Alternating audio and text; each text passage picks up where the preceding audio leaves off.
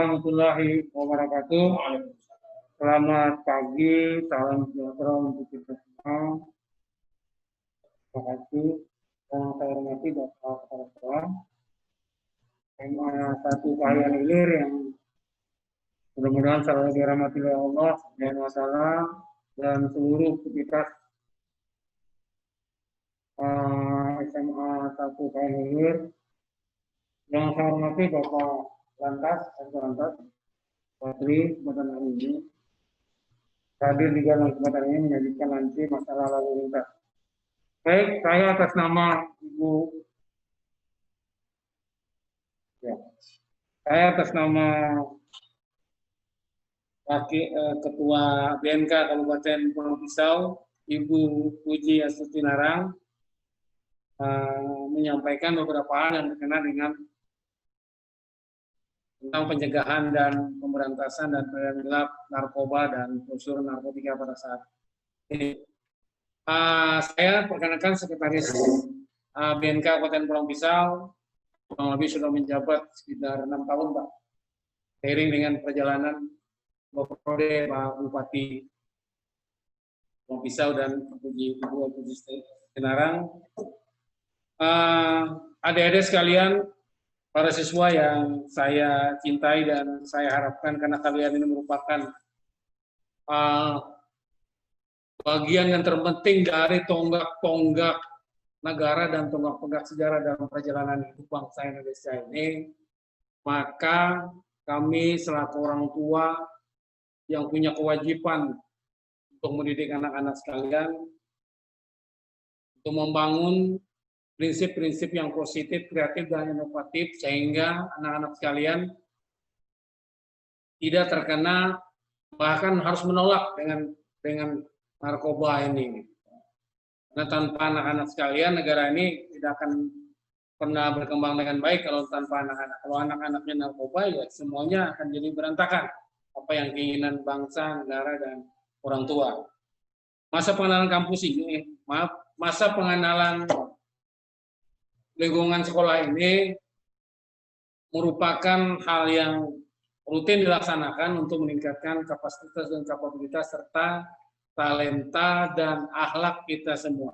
Walaupun kita pintar selangit pun kalau akhlaknya tidak bagus tidak akan pernah sukses. Seperti saya saja dari orang terkecil bisa alhamdulillah bisa mencapai doktor pada saat ini.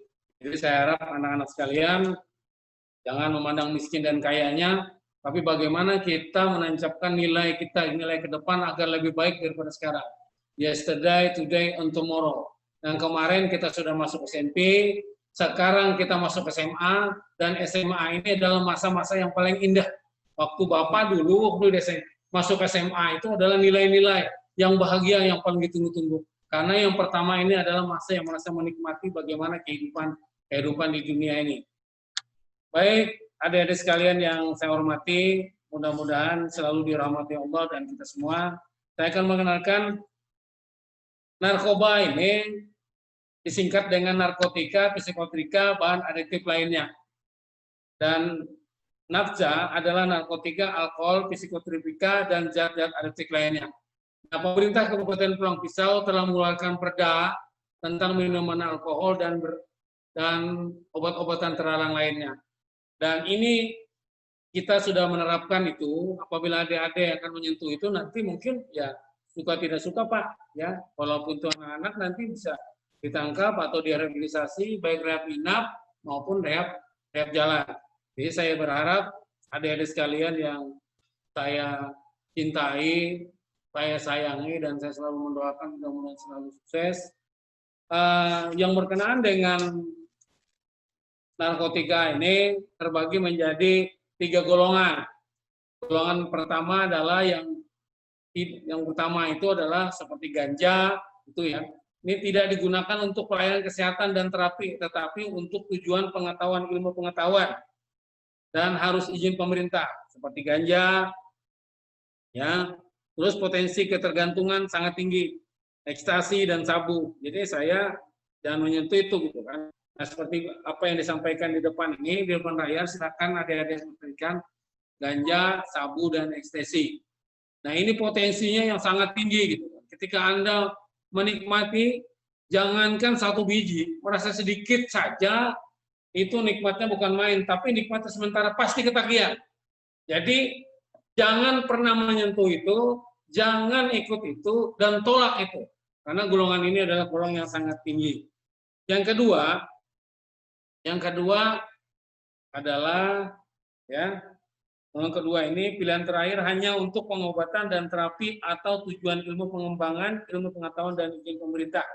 Potensi ketergantungan tinggi. Morfin ini bisa digunakan tetapi atas izin pemerintah, ya. Misalnya orang perang, misalnya orang operasi, itu ya untuk menahan rasa sakit, untuk bedah dan sebagainya. Namun ada kategorinya, ada hitungan-hitungan tersendiri dari pemerintah, terutama dari IDI, Ikatan Dokter Indonesia, yang merekomendasikan bagaimana untuk harus dilakukan untuk itu. Kan? Biar adik-adik sekalian, saya berharap dan sangat jangan sekali-kali banyak yang tidak akan pernah waras kalau pernah menyentuh itu. Pasti akan tergantungan selamanya, tidak akan menyembuhkan. Tapi bagaimana mengurangi dan mengurangi. Ya, saya berharap kalau Anda ingin jadi dokter, Anda ingin S2, Anda ingin sarjana, dan Anda ingin jadi penggerak pembangunan di Kabupaten Pulau Pisau khususnya ini, tolong jauhkan itu. Nanti orang tua Anda, nanti belum lagi Anda dikucilkan oleh teman-teman, belum Anda dicap di lingkungan masyarakat. Ya kalau diterima di masyarakat.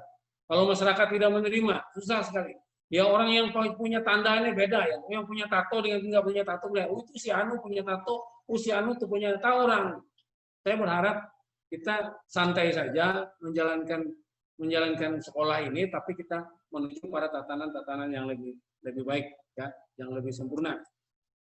Yang ketiga, tolong di layar yang ketiga, golongan ketiga adalah potensi ringan dan banyak dipakai dalam pengobatan dan terapi, ya. Kodein, nah ini sejenis kodein ya. Nah, terus potensi ketergantungan sedang dari kelompok-kelompok SIP 03. Nah jadi seperti restamol itu masih masuk di dalam menahan rasa sakit, asam mefenamat itu masuk, tapi itu resep dokter itu. Tapi bahaya juga kalau setiap saat menggunakan itu, nanti ketergantungan. Di satu sisi bisa tulang bisa keropos, di sisi lain ya kalau diperiksa aja air kencingnya pasti itu kena, ya, metametamin, gitu kan, kena. Nah, sedangkan psikotropika ini merupakan zat atau obat bukan narkotika, baik alami maupun sintesis, yang dimiliki khasiatnya psikoaktif melalui pengaruh selektif pada surat saraf. Nah, ini adalah perpaduan beberapa hal, perpaduan itu yang digabungkan masuk obat-obat terlarang lainnya, macam-macam campurannya, campur A, B, C, ya, yang mengandung ya obat-obat yang beralergi yang dilarang oleh pemerintah. Jadi saya berharap teman-teman siswa sekalian yang adik-adik saya yang saya banggakan bahwa golongan 1 di sini adalah narkotika ini tidak digunakan, ya. Golongan 2 tidak, golongan 2, golongan 3, ada golongan 4 di sini, ya, dipakai pengobatan terapi potensi ketergantungan ringan. Nah, saya akan masuk pada ciri-ciri saja. Ciri-ciri pengguna narkoba itu secara fisik kelihatan. Yang pertama, matanya merah. Ya, mata merah. Tapi kalau nggak banyak tidur, kurang tidur, mata merah juga. Tapi jelas ada di sini ada coklat, ada biru-biru di sini kalau orang sini begadang. Makanya dipaksakan. Dulu ya mata merah, cekung dan sayu. Nah, bahaya. Ya makanya tidur itu harus teratur, makannya teratur, isinya ya cukup teratur, sederhana saja, dan menjauhkan hal-hal yang tidak diinginkan. Yang kedua, pupil lebar, matanya menyipit, pelipis matanya melebar tapi menyipit. Yang ketiga, penurunan berat badan, ya, bukan yang kurus tiba-tiba, mungkin penyakit lain kita nggak tahu gitu. Orang kurus bukan juga yang kena narkoba, bisa saja dia memang postur tubuhnya kurus, tapi jangan kecenderungan melihat orang kurus, berat badannya turun, ya. Nah, jadi Anda ini, saya berharap siswa ini juga bisa saja teman-teman siswa ini bisa dijebak oleh teman yang lainnya. Makanya yang terpenting itu seleksi untuk teman itu. berpikir bagaimana berteman itu agar teman yang di samping kiri kita ini ada semua berpikiran positif. Jadi mulai sekarang ada saya ingatkan, tidak ada yang tidak mungkin dan tidak ada yang tidak bisa. Kalau kita tidak mau, kalau kita melakukan itu, kalau kita tidak pernah melakukan itu, tidak akan pernah bisa. Kalau kita tidak pernah menghindar itu, tidak akan pernah bisa kalau kita mendekati terus. Maka saya berharapan untuk adik-adik sekalian, ini narkoba ini sangat mempengaruhi gigi, mulut, jantung, ginjal, sumsum, mata, tenggorokan, habislah semuanya yang ada di tubuh kita ini pelan-pelan direnggotkan. Ya. Terus perubahan lain ada kebersihan, perubahan kebersihan acak-acakan dia. Baju nggak terurus, pakaian nggak terurus, sepatu nggak terurus, mandi juga kagak. Gitu kan. Terus perubahan warna kulit, rumah saya tidur atau terlalu banyak. Bisa juga dia tidak bisa tidur, atau bisa juga dia terlalu banyak alap. Kalau dia tidak itu, tidak ini gitu. Ada teman saya yang pernah ini, dia merasa loncat, merasa ini, loncat dia. Gitu. Tidak sadar diri Pak dia. Ya Anda sadar dia, adik-adik sekalian. Sehingga dia kena itu. Tahu-tahunya, ya.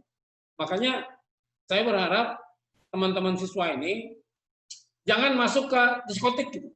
Jangan masuk ke karaoke. Karena di situ ada kita pesan teh manis saja. Kita jadi ketagihan teh manis itu gitu. Tahu-tahunya teh manis itu di dalamnya ada sesuatu gitu. Makanya kalau di karaoke itu orang sering ke karaoke itu, sering ini itu karena kita tidak tahu gitu. Nah, jadi saya berharap untuk adik-adik sekalian, tolong ini dijaga. Terus pucat, bibir tampak hitam-hitaman, itu jelas sudah. Ada tanda-tanda bekas luka sayatan.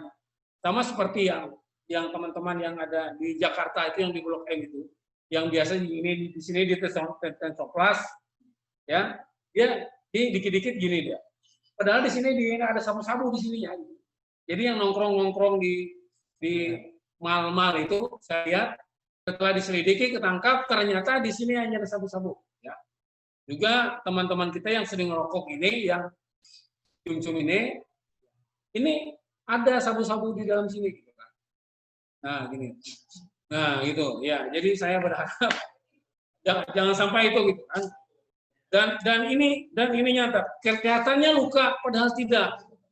Nah, terus saya jelaskan tentang pintu masuk narkoba.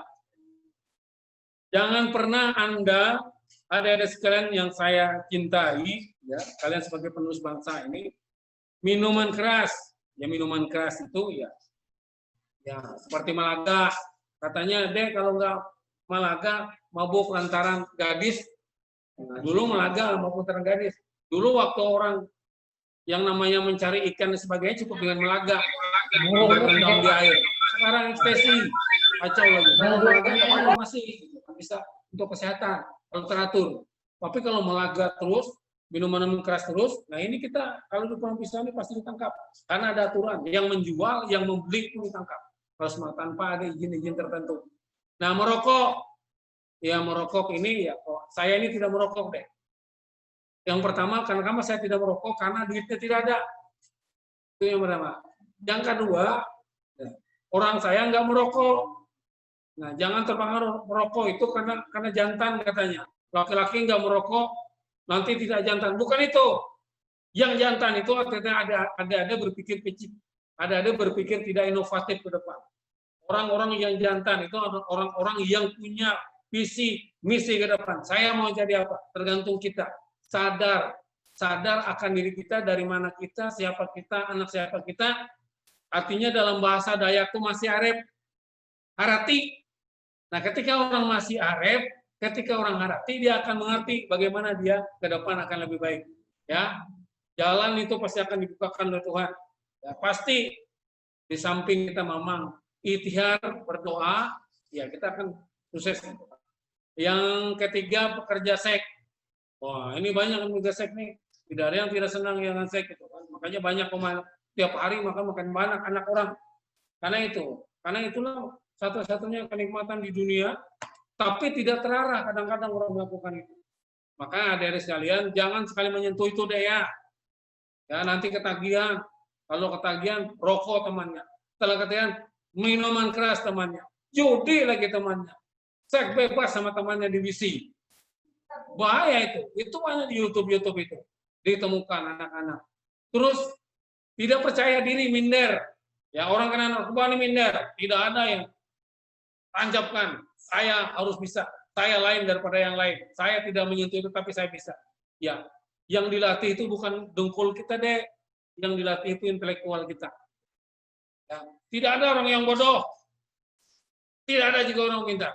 Cuma semuanya harus belajar. Cuma tangkapannya itu yang beda. Bagaimana kita menangkap sesuatu? Kalau orang bisa berlari, iya, kita ikut berlari. Tidak bisa berlari, berjalan. Tidak bisa berjalan, jongkok. Tidak bisa jongkok, bertiarap. Tidak bertiarap, pakai kesot. Kata orang Banjar itu pakai kesot. Tidak pakai kesot, pakai mata, pakai hati. Tapi kita tercapai pakai keinginan. Makanya kalau itu saya berharap, adik sekalian, jangan pernah patah hati, jangan pernah frustasi. Kalau broken home, ya itu tergantung saja. Broken home itu orang tua ya. Jangan sampai kalau orang tua broken home, kita harus bisa bagaimana memperbaikinya. Tidak ada yang tidak mungkin dan tidak ada yang tidak bisa. Kalau kita malas pasti tidak bisa. Nah, terjebak dengan teman. Teman ini membahayakan kadang-kadang. Bertemanlah. Kalau saya mengutip ceramah Guru Jai ini, bahwa hindarilah teman-teman yang menyebabkan kita celaka. Bukan berarti kita tidak ingin berteman. Teman semua boleh. Jangan teman-temannya yang nggak jelas. Kumpul-kumpul, tiba-tibanya izin Bu, mau kelompok kerja belajar, tahu-tahunya minum-minuman keras sedikit-sedikit, belajar ngerokok lagi di pojok-pojokan, habis rokok orang tuanya. Nah, ini ada pertanyaan ibu-ibu, Pak, bagaimana saya ini anak saya itu nggak bisa berhenti merokoknya? Iya. Saya tanya bapaknya ngerokok nggak? Iya. Kalau bapaknya ngerokok di depan anaknya susah, rokoknya dicuntan bahasa Banjarnya, dicuri.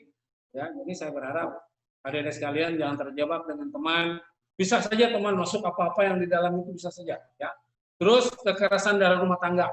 Dan ini semua dari nomor 1 sampai nomor 10, semuanya ada hukumannya, semuanya jelas hukumannya.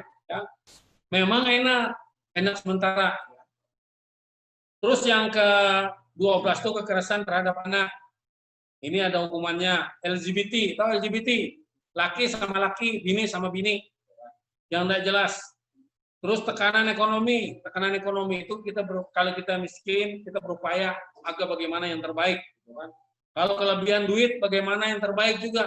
Kadang-kadang kelebihan duit ini orang bingung belanjakan. Ya, nah adik-adik sekalian jangan minta terus lebih baik kekurangan. Ya kalau ada lebihan dikasih orang tua ditabung. Nanti akhir tahun nanti mendekati kuliah adik-adik, ya adik-adik sudah punya tabungan. Minimal lulus SMA itu punya tabungan 20 juta. Kenapa saya bilang?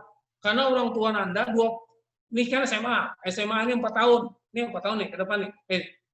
3 tahun. 3 tahun ke depan nih belum tentu ibu Anda sehat, belum tentu bapak Anda sehat, punya tabungan 20 juta ke depan. Belum tentu. Makanya ada duit sementara orang tua Anda banyak duit, tabung, paksa. Bu, saya pokoknya nabung 200.000 ke bank. Tapi ATM-nya jangan kamu pakai ATM-nya. Orang tua yang pegang, oke, kata ibu. Anak saya kayak gitu. Saya ingin supaya kalian ini sudah siap, jangan tiba-tiba bingung lagi. Ya, bingung lagi ketika mau kuliah. Tujuan Anda kuliah SMA, susah. S1 saja seperti anak SMA sekarang. Ya, saya minta adik-adik sekalian, tanamkan visinya, tanamkan misinya. Tidak ada yang tidak mungkin, tidak supaya kita malas. Terus yang makanan dan minuman, doping. Nah, extra jos, rating deng, itu menghancur ginjal. Oke, Anda apa-apa lah. Tapi ginjal Anda ada hancur. Jantung Anda dipicu, dipaksakan untuk bergerak, untuk semangat terus. Rata-rata orang yang kena ginjal, kena jantung, darah tinggi itu adalah orang-orang yang sering konsumsi ini. Terus minuman kuku bima dicampur rating deng, kuku bima dicampur extra jos. Nah, hancur teman-teman saya banyak yang meninggal gara-gara itu. Terutama ini pekerja-pekerja berat itu biasanya tukang-tukang batu itu biasanya campur itu, Pak. Campur kuku bima, extra jos, padahal hancur ginjal dipaksa kan, untuk bekerja. Bayangkan energi kita ini ada 2 energi. Satu energi yang kita pakai sehari-hari, satu energi inti. Energi inti ini, kalau energi yang di luar sudah terpakai, orang sakit itu tidak mungkin meninggal sekaligus karena ada energi inti. Nah, energi inti ini yang di dalamnya akan keluar, ya, untuk apa mensuplai. Orang 3 hari pun, seminggu pun tidak makan, orang tetap bisa bangun. Karena apa? Karena di dalam tubuhnya ada energi inti. Buktinya apa? Rambut kita bisa panjang, kuku kita bisa panjang, kita tetap bisa bicara, kita bisa tetap melihat. Karena energi inti itu. Ya, terus mengonsumsi obat-obat resep, ya, tanpa resep dokter. Ya, kalau paracetamol, amoxicillin nggak apa-apa aja lah. Kalau minum-minum segitu kan. Tapi sekarang ini musim pandemi orang banyak takut berobat ke dokter itu. Ya, dikit, tapi mudah-mudahan itu hanya asumsi kita saja lah. Ya, semuanya dokter itu baik, mengarahkan kita yang terbaik gitu. Terus tingkatan pengetahuan, ya, pengetahuan yang kurang. Ini dipacu, bukan lutut kita yang ditingkatkan, tapi otak kita, ya. Nah, saya jelaskan tentang aspek hukumnya. Pokoknya aspek hukum dan narkoba ini, ya, memang kalau memang pengedar dan penyuplai bandar itu memang harus dihukum, ya, harus dihukum. Tapi kalau kena ini, kalau kalian mungkin terkena, ya mungkin bisa orang tua gitu kan, melaporkan, ada juga bisa menyampaikan kepada teman-temannya, ya. Nah, bagi yang memiliki dan menyimpan narkotika itu paling singkat 4 tahun, paling lama 12 tahun, denda 800 juta, ya, 8 triliun. Oh, bahaya ini, tinggi sekali. Jangan Anda tiba-tiba dititipkan orang, tiba-tiba ada kenal. Jangan percaya dengan orang-orang yang tidak kenal. Apalagi musim-musim sekarang ini, duit susah, musim pandemik ini. Orang macam-macam. Sementara ini, orang musim pandemik, narkoba jalan terus, merayap dia mereka, ya, melakukan pengedaran. Nah, saya berharap adik-adik sekalian, ini aturan-aturannya, ini saya sudah titip, filenya titip, nanti mohon ini file ini bisa diperpanjang lagi karena waktu kita cukup singkat dalam kesempatan hari ini, ya, tidak bisa kita selesaikan. Kalau bisa sebenarnya tatap muka kita ini lebih bagus, saya kasih contoh dan sebagainya. Kalau perlu saya kerjasama dengan Provinsi Kalimantan Tengah, BNN tuh Kalimantan Tengah, jadi datang ke sini, jadi kita sama-sama nanti dengan BNK gabung, Bu, Pak, ya. Ada sekali mudahan pandemi selesai, karena narkoba ini merusak jantung kita, jantung ketahanan Republik ini. Kalau orangnya kena narkoba susah, ya. Jadi saya berharap karena narkoba ini dan kartel sebagainya itu kita semua tergantung kita peran serta orang tua dan sebagainya. Nah, dan peran serta masyarakat. Jadi cara memerangi yang pertama rehabilitasi pecandu narkoba secara medis, rehab jalan maupun rehab inap. Ini kita sudah melakukan kerjasama dengan BNN provinsi tentang rehabilitasi ini. Yang kedua, rehab pecandu yang dilakukan dengan sosial, budaya, dan keagamaan dengan memanfaatkan teman-teman kita di sekolah, agama, budaya. Terus peran serta semua konsumen masyarakat, baik formal, informal maupun non formal, ya. Paling penting adalah tiap orang harus sadar menjadi dirinya sendiri untuk menolak terhadap barang haram tersebut, ya. Barang haram itu barang haram aja lah. Yang namanya barang yang menyebabkan kita tidak sadar. Nah, peran orang tua, bagaimana cara mengatasi? Satu, orang tua harus peka terhadap anaknya. Anak harus laporan. Bapak dulu, terus terang, Bapak bisa mencapai doktor ini, karena Bapak ini termasuk orang miskin, dari Bapak APDN, IP, S2 dan S3 itu semuanya pemerintah biayanya. Saya resepnya satu, Pak. Saya minum air ibu saya bersihkan 3 Jumat. 3 orang bang, adik-adik yang muslimnya, cuci kaki ibunya, pas orang azan, minum, niat hati, apabila azan itu berhenti berkumandang, maka saya tidak akan pernah tercapai. Tapi selama azan itu berdiri, dimanapun berteriak, berdiri bulu saya ini, maka cita-cita adik akan tercapai. Baik mau jadi PNS, maupun jadi pemborong, maupun jadi wasta lainnya, maupun jadi tenaga-tenaga lainnya, maupun jadi dosen, ataupun yang suka politik, ya mudah-mudahan. terus orang tua, lingkungan, keagamaan, budaya, pendidikan. Nah, ini salah satunya, Pak. Terima kasih Bapak, ini luar biasa pahalanya Allah Subhanahu wa taala akan merhitungkan semua kita semua, termasuk Bapak yang pegang di sini. Kesehatan, penegakan hukum, sinergi pemerintah, masyarakat, swasta dan penegak hukum, LSM, lembaga adat, lembaga masyarakat, lembaga pemuda dan lembaga keagamaan. Nilai disiplin dan tanggung jawab, value-nya perlu kita perhatikan. Seminar, simposium, diskusi dan sebagainya, ini sering-sering Pak diskusi. Acara-acara yang kan kita pernah ya yang kerjasama dengan BNN, BNK, itu sekali diskusi seminar kita sini Pak. Kita sharing dengan ini mungkin tahun 2021 ada seminar tentang lantas, ada seminar tentang narkoba. Jadi semua anak-anak kita silakan mereka berimprovisasi untuk melakukan itu. Dan fungsi RT, RW dan semuanya menghindari berpikirlah positif. Intinya sekarang ini berpikir positif saja. Terus peningkatan pengetahuan masyarakat ini sangat relatif ya. Jadi saya harapkan yang namanya narkoba ini ya, narkoba tetap ada karena untuk obat dan pengembangan ilmu pengetahuan. Pengaturan, pengawasan, pengendalian dalam penggunaannya secara ketat, terukur dan dapat dipertanggungjawabkan.